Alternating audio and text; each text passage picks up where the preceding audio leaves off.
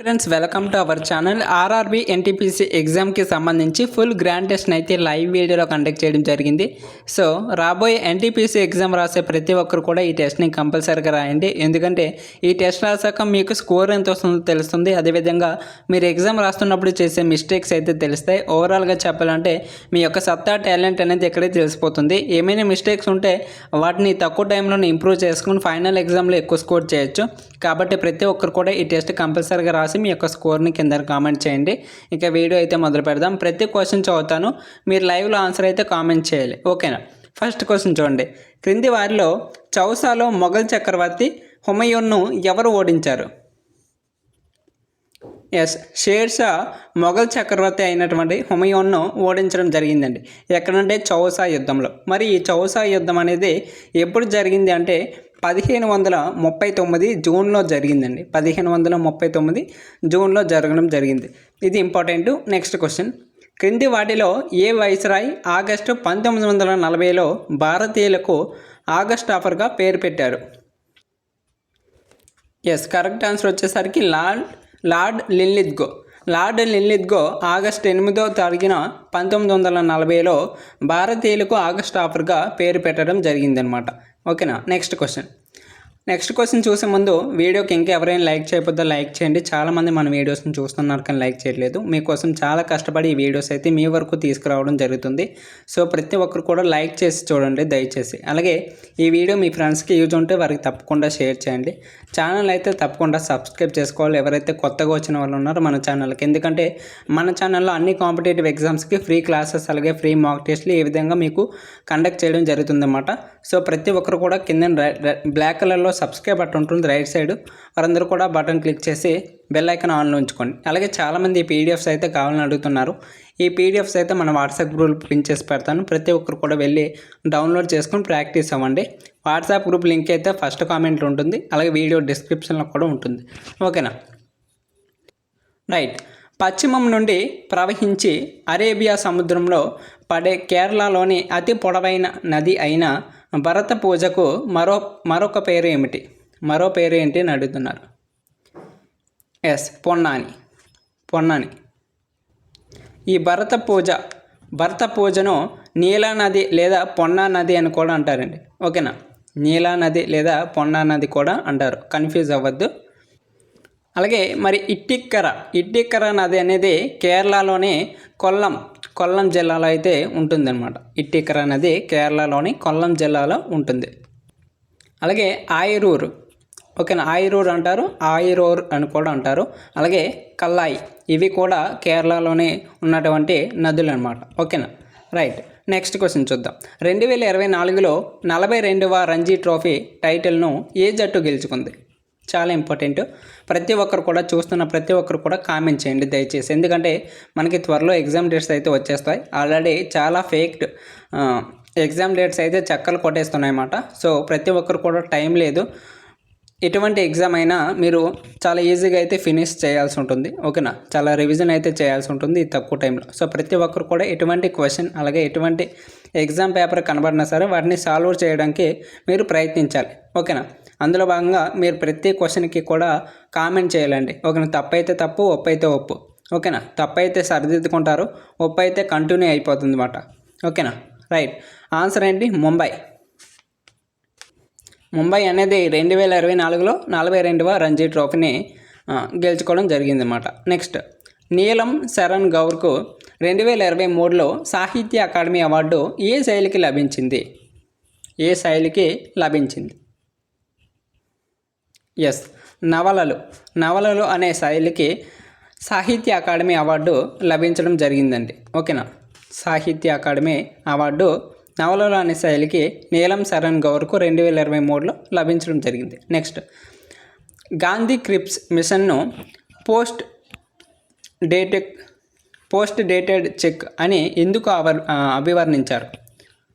Gandhi Cripps మిషన్ను post dated cheque అని ఎందుకు అభివర్ణించారు అని అంటున్నాడు. ఎస్, ఇది యుద్ధం తర్వాత డొమినియన్ హోదాను అందించిందన్నమాట, ఓకేనా? ఇది యుద్ధం తర్వాత డొమినియన్ హోదాను అందించడం వలన గాంధీ క్రిప్స్ మిషన్ను పోస్ట్ డేటెడ్ చెక్ అని అభివర్ణిస్తారన్నమాట. ఓకేనా. నెక్స్ట్ 1820లో ఎలక్ట్రిక్ కరెంటు సమీపంలో అయస్కాంత సూదిని కలిగిస్తుందని మరియు తద్వారా విద్యుత్ అయస్కాంతత్వాన్ని కనుగొన్నది ఎవరిని అడుగుతున్నారు? విద్యుత్ అయస్కాంతత్వాన్ని కనుగొన్నది ఎవరిని అడుగుతున్నారు? Yes, Hans Christian Oersted. ఓకేనా, హాన్స్ క్రిస్టియన్ ఓన్సెట్ కనుగొన్నారు. నెక్స్ట్, క్రింది వాటిలో ప్రభుత్వ ఆదాయ బడ్జెట్లో భాగం కానిది ఏది అడుగుతున్నాడు? ప్రభుత్వ ఆదాయ బడ్జెట్లోని భాగం కానిది ఏంటండి? ప్రణాళిక మూలధన వ్యయం. ప్రణాళిక మూలధనం వ్యయం అనేది ప్రభుత్వ రెవెన్యూ బడ్జెట్లో భాగం కాదనమాట. ఓకేనా. మరి ఎందులో భాగం అంటే మూలధన బడ్జెట్ లేదా మూలధన వ్యయ ప్రణాళికలో ఒక భాగం. ఓకేనా, రైట్. Next, gustatory గ్రాహకాలు. ఓకేనా, గస్టేటరీ గ్రాహకాలు డ్యాష్ని గుర్తిస్తాయి, అయితే గ్రానా గ్రాహకాలు డ్యాష్ని గుర్తిస్తాయి. అంటే ఏంటి గుర్తిస్తాయో ఒకసారి అడుగుతున్నాను అనమాట. గస్టేటరీ గ్రాహకాలు వచ్చేసరికి రుచిని గుర్తిస్తాయండి, రుచిని గుర్తిస్తాయి. మరి గ్రానా గ్రాహకాలు వాసనను గుర్తిస్తాయి, గ్రానా. ఓకేనా, correct answer option 3. Next one, 281 and beyond. ఓకేనా, 281 అండ్ బియాండ్ అనేది ఏ ప్రముఖ క్రికెటర్ ఆత్మకథ? 281 and beyond. Yes, VVS Laxman గారి యొక్క ప్రముఖ క్రికెటర్ ఆత్మకథ అండి. వివిఎస్ లక్ష్మణ్ క్రికెటర్ యొక్క ఆత్మకథ ఏంటి? 281 and beyond. Right. Next one, రాజ్యాంగంలోని ఏ ప్రాథమిక హక్కు తనకు నచ్చిన వ్యక్తిని వివాహం చేసుకునే హక్కును కాపాడుతుంది? ఎస్, స్వేచ్ఛా హక్కు కదా. స్వేచ్ఛా హక్కు అనేది తనకు నచ్చిన వ్యక్తిని వివాహం చేసుకునే హక్కును కాపాడుతుందన్నమాట. ఓకేనా. నెక్స్ట్, భారత రాజ్యాంగానికి రాజ్యాంగ పరిషత్ సభ్యులు తమ సంతకాలను ఏ తేదీన జత చేశారు?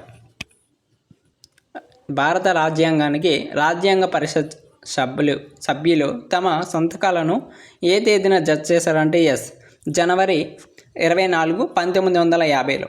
ఓకేనా, జనవరి 24, 1950లో. నెక్స్ట్ క్వశ్చన్ అండి, ఢిల్లీ సుల్తానేట్కు సంబంధించి రూలర్ పూర్వీకుడు కింది కలయికల్లో ఏది సరైనది?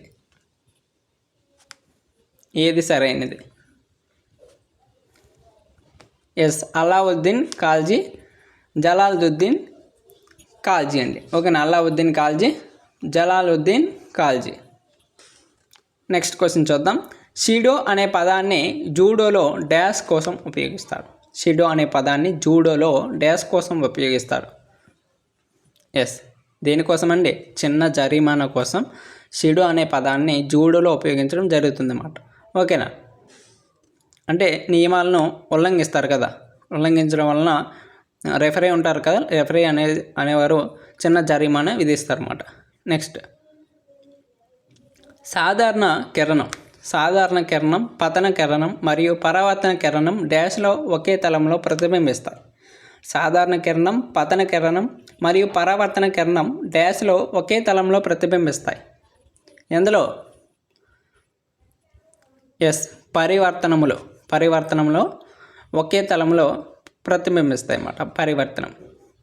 నెక్స్ట్, క్రింది వాటిలో ఏది ఆర్థిక వ్యవస్థ యొక్క ప్రాథమిక రంగానికి సంబంధించినది కాదు? ప్రాథమిక రంగానికి సంబంధించినది కాదు అని అడుగుతున్నాడు. ఎస్, బ్యాంకింగ్ అండి.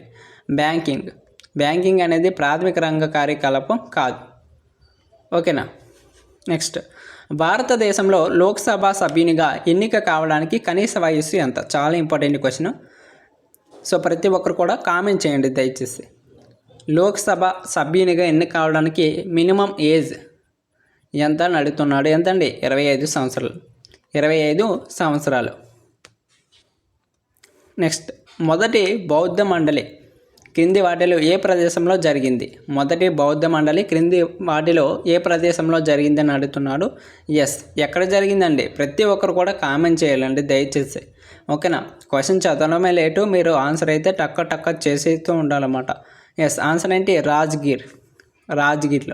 రాజ్గిర్లో జరిగిందన్నమాట. నెక్స్ట్, 193 దేశాలలో 2022 సంవత్సరానికి లింగ అసమానత సూచిక GIIలో భారతదేశం ర్యాంక్ ఎంత? ఇండియా యొక్క ర్యాంక్ ఎంత అని అడుగుతున్నాడు. ఎంతండి? 108. ఓకేనా, 108 ర్యాంక్. నెక్స్ట్ ఇక్కడ మనకి కొన్ని ప్రాంతాలు అయితే ఇస్తాడు, అలాగే గడ్డి భూములు అయితే ఇస్తాడు. ఆ ప్రాంతాలకు సంబంధించి గడ్డి భూములు అయితే ఇస్తాడు. అయితే ఈ జతల్లో ఎన్ని సరిగ్గా సరిపోలాయి అంటే ఇప్పుడు ఈ 4 ఉన్నాయి కదా, ఈ 4ట్లో ఎన్ని సరైనవి అని అడుగుతున్నాడు. ఓకేనా, కరెక్ట్గా చూడండి, వీడియో ఆపుకోండి కావాల్సినట్లయితే. చూసాక ఆప్షన్స్ చూడండి ఎన్ని సరిగ్గా ఉన్నాయి. ఎస్, 2 జతలు మాత్రమే సరిగ్గా ఉన్నాయి. ఓకే, 2 జతలు మాత్రమే సరిగ్గా ఉన్నాయి. మరి అవి ఏంటి అంటే ప్రైరీ అనేది ఉత్తర అమెరికాలో ఉంటుంది. ఓకేనా, మధ్య ఉత్తర అమెరికాలో కనుగొనబడింది అనమాట ప్రైరీ. అలాగే స్టెప్పీ అనేది మధ్య ఆసియాలో ఉంటుందన్నమాట ఈ గడ్డి భూములు. ఓకే, ఈ 2 కూడా కరెక్ట్ అనమాట, అందుకని 2 సరైనవి. నెక్స్ట్, భారతదేశంలో క్రింది ఏ రాష్ట్రంలో డ్రీ పండుగను జరుపుకుంటారు? డ్రీ పండుగను ఏ రాష్ట్రంలో ఇండియాలో జరుపుకుంటారు? ఏ రాష్ట్రం అండి? ప్రతి ఒక్కరు కూడా దయచేసి కామెంట్ చేయండి. ఎస్, అస్సాం రాష్ట్రం, సారీ అరుణాచల్ ప్రదేశ్ రాష్ట్రంలో జరుపుకుంటారు. మరి మణిపూర్ రాష్ట్రంలో ఏ పండుగను జరుపుకుంటారు అంటే నేను ప్రీవియస్ వీడియోలో కూడా చెప్పాను.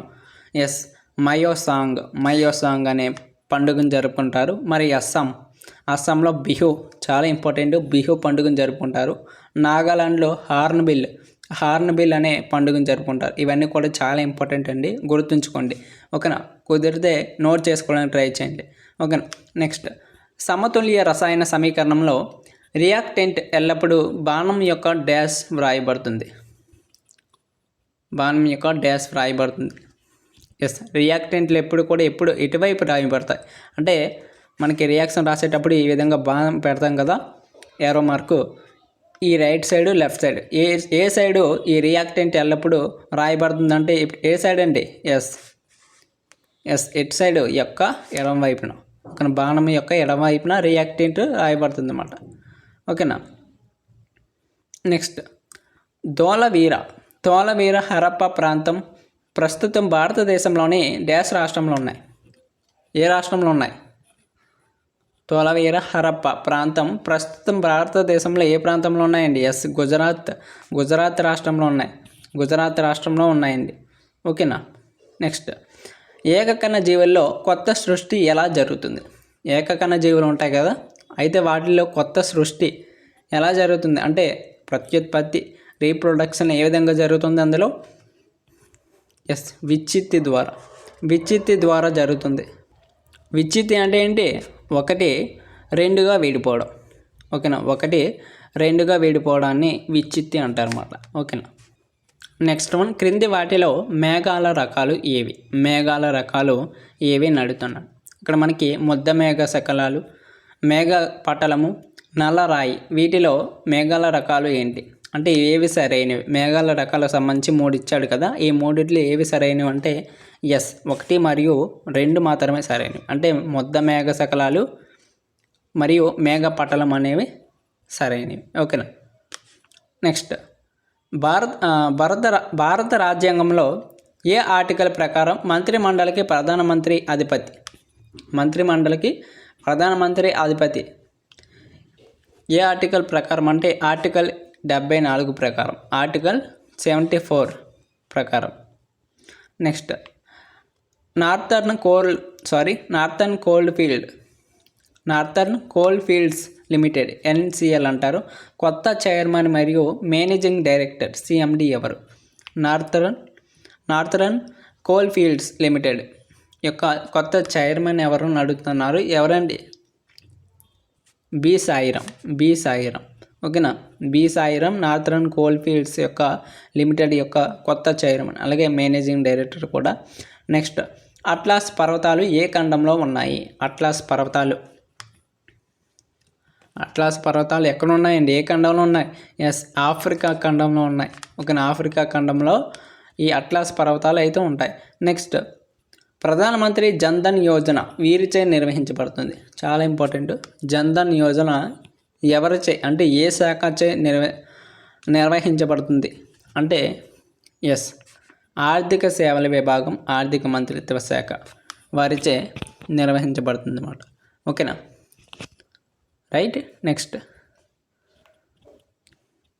మోహినియట్టంలో డాష్ చేతి హావభావాలు ఉన్నాయి. వీటిని ప్రధానంగా హస్తలక్షణ దీపిక వచనం నుండి స్వీకరించారు. హస్తలక్షణ దీపిక వచనం నుండి స్వీకరించారు. ఎస్, కరెక్ట్ ఆన్సర్ 24 చేతి హావభావాలు. 24 చేతి హావభావాలు ఉన్నాయండి. నెక్స్ట్, స్వేచ్ఛ, సమానత్వం మరియు సౌభ్రాతృత్వం యొక్క ఆదర్శాలు ఏ విప్లవం యొక్క నినాదంగా ఉద్భవించాయి? ఏ విప్లవం యొక్క నినాదంగా ఉద్భవించాయని అడుగుతున్నాడు. ఏ విప్లవం అండి? ఎస్, ఫ్రెంచ్ విప్లవం యొక్క నినాదాలుగా ఉద్భవించాయి. ఓకేనా. నెక్స్ట్, డాష్ ప్లాస్టిక్ మనీకి ఉదాహరణ. డాష్ అనేది ప్లాస్టిక్ మనీకి ఉదాహరణ ఏంటి? లీగల్ టెండరా, హార్డ్ క్యాష్ లేదా క్రెడిట్ కార్డా, నాణేలు. ఎస్, మనం ప్రీవియస్ వీడియోలో కూడా చెప్పాను. నాకు తెలిసి ఆర్పిఎఫ్ కానిస్టేబుల్ ఎగ్జామ్ టెస్ట్ సిరీస్లో ఈ క్వశ్చన్ వచ్చింది. ఓకేనా, అంటే ప్లాస్టిక్ మనీకి ఉదాహరణ చెప్పాను. ప్లాస్టిక్ మనీకి ఉదాహరణ ఏంటి? ఎస్, క్రెడిట్ కార్డులు. క్రెడిట్ కార్డులు అనేవి ప్లాస్టిక్ మనీకి ఉదాహరణ అనమాట. ఓకేనా, గుర్తుంచుకోండి, చాలా important. Next, Kannauj triangle wars అని కూడా పిలువబడే త్రైపాక్షిక పోరాటం 8వ మరియు 9వ శతాబ్దంలో జరిగింది. ఈ 3 గొప్ప భారతీయ రాజవంశాల మధ్య ఏది జరిగింది? ఈ 3 గొప్ప రాజవంశాల మధ్య ఏది జరిగిందని అడుగుతున్నాడు. ఏది జరిగిందండి? ఎస్, పాలలు, ప్రతిహారాలు మరియు రాష్ట్రకూటులు. ఓకేనా, ఈ రాజవంశాల మధ్య జరిగిందన్నమాట. నెక్స్ట్, భారత జాతీయ ఉద్యమానికి సంబంధించి సతారా, బలియా, తమ్లుక్ మరియు తాల్చేర్ ప్రాంతాలు దేనికి ప్రసిద్ధి చెందాయి? దేనికి ప్రసిద్ధి చెందాయి? ఆప్షన్స్ చూసి ఆన్సర్ చేయండి ఒకసారి. దేనికి ప్రసిద్ధి చెందాయండి? ఎస్, క్విట్ ఇండియా ఉద్యమం సమయంలో స్థాపించిన సమాంతర ప్రభుత్వాలకి ప్రసిద్ధి చెందనమాట. ఓకేనా. నెక్స్ట్ వన్, భారతదేశంలో నిరుద్యోగాన్ని దేని యొక్క నిర్దేశక పద్ధతులపై కొలుస్తారు?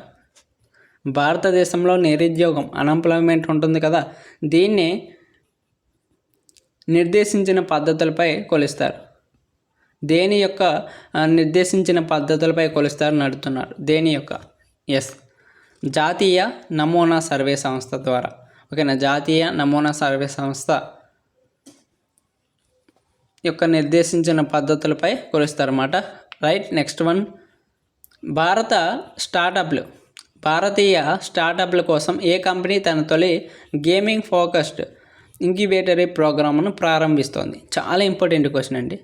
ఓకేనా, భారతీయ స్టార్టప్ల కోసం ఏ కంపెనీ తన తొలి గేమింగ్ ఫోకస్డ్ ఇంక్యుబేటర్ ప్రోగ్రామ్ను ప్రారంభిస్తుంది?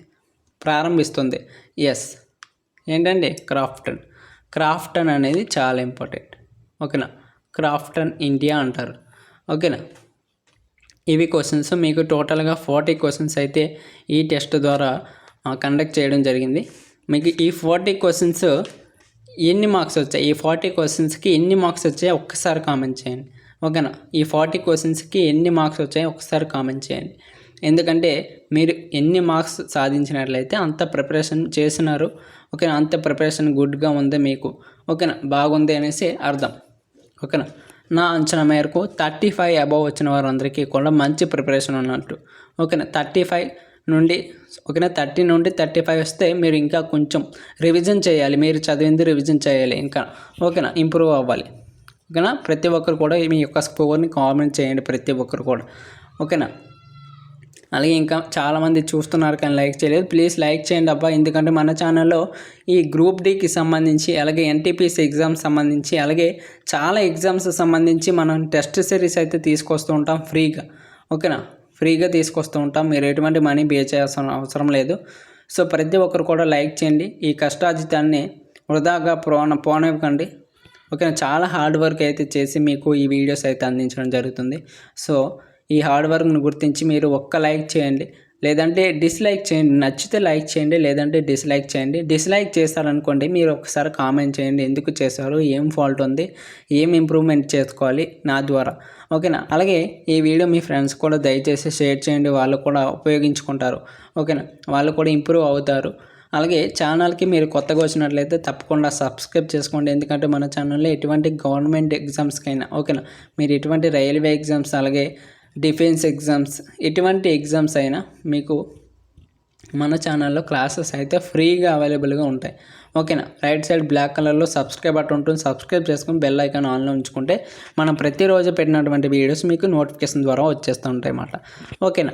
అలాగే ఫస్ట్ కామెంట్లో మన వాట్సాప్ గ్రూప్ కూడా ఉంటుంది. వాట్సాప్ గ్రూప్లో ఎటువంటి పీడిఎఫ్ మెటీరియల్స్, ఓకేనా, ఎటువంటి టెస్ట్ సిరీస్, అలాగే క్లాసెస్, అలాగే ఎటువంటి అప్డేట్ ఉన్నా సరే మీకు గ్రూప్లో పెడతాను.